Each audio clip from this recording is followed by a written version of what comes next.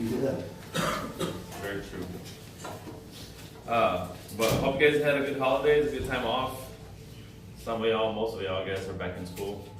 And my life didn't change. Just work normal.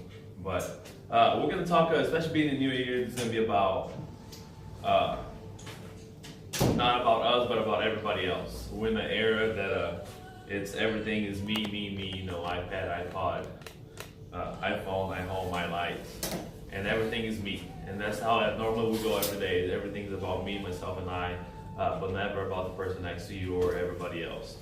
We're going to be talking on Matthew 6, 1 through 4. And it's a short one, but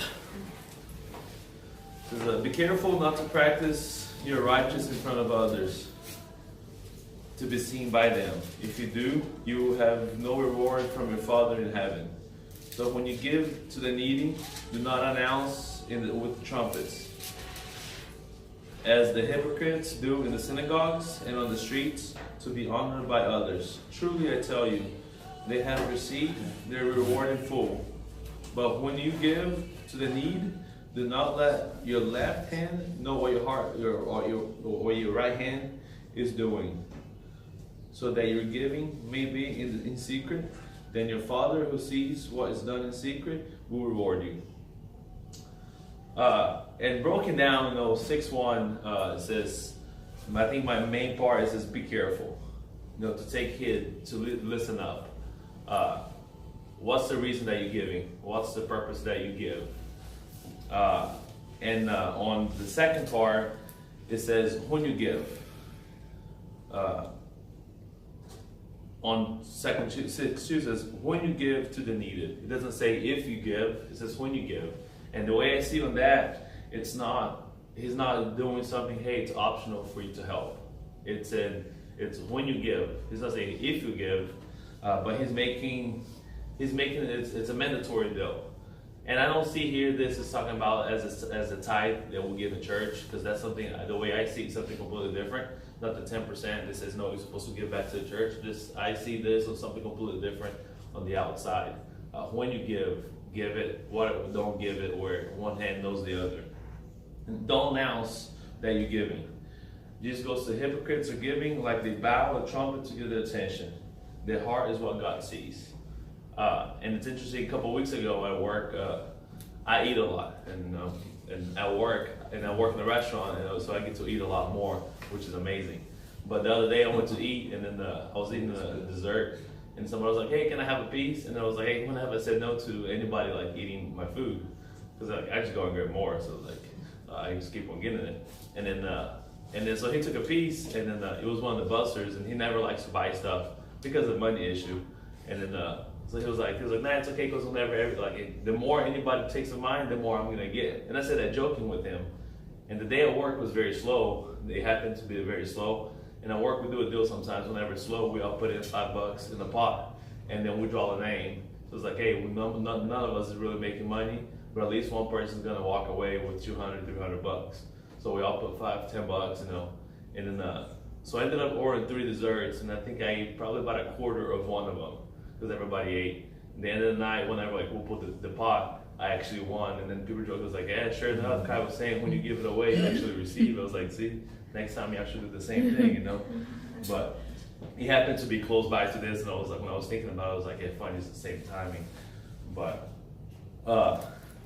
and when you do give, do so discreetly.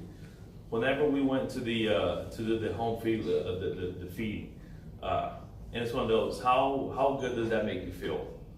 How honored do you feel to help out people?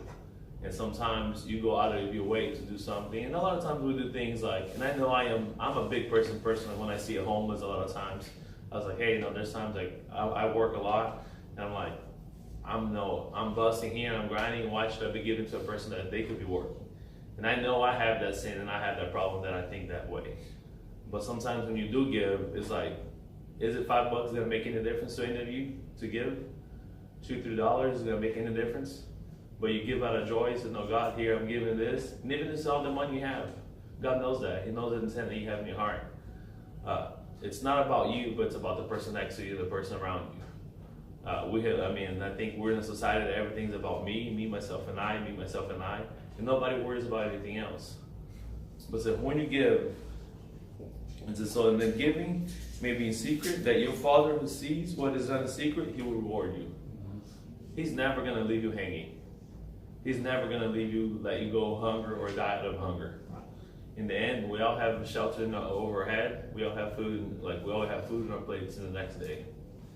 So sometimes $2, $3 that we'll give out. Sometimes you see somebody that you see like they're counting their coins in the store, and it's like, does it really hurt you to benefit that person? It's like, hey, you know what? I'll take care of your meal.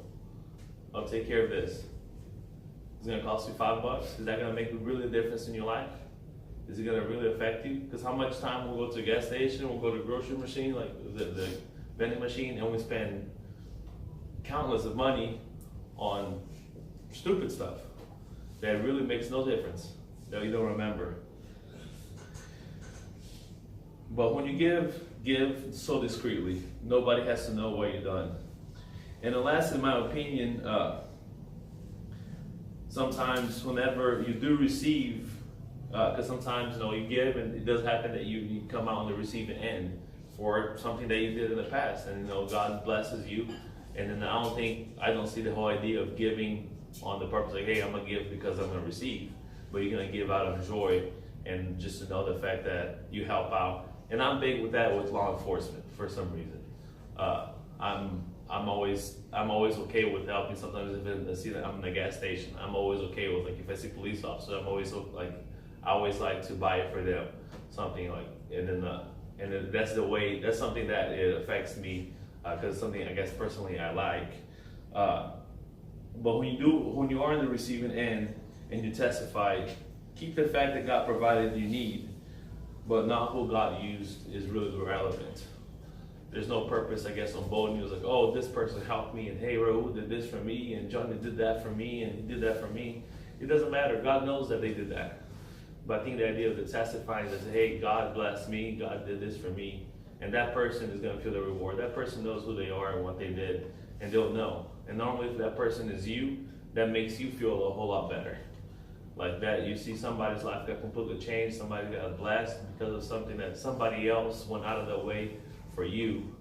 So it's like, why don't you do that for the next person over as well?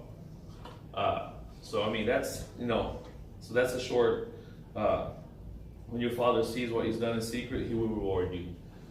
So being the beginning of the year, think about this year, as you go, not me, but the person next to you. We're always about us and about me, myself, and I. Me, myself, and I. And sometimes you think about your sister, or my wife, and your brother. That's it. Somebody immediately next to you, but everybody else, and who cares about them? I have my family. They have their family. They can worry about themselves. But what you do in secret, God will reward you on that.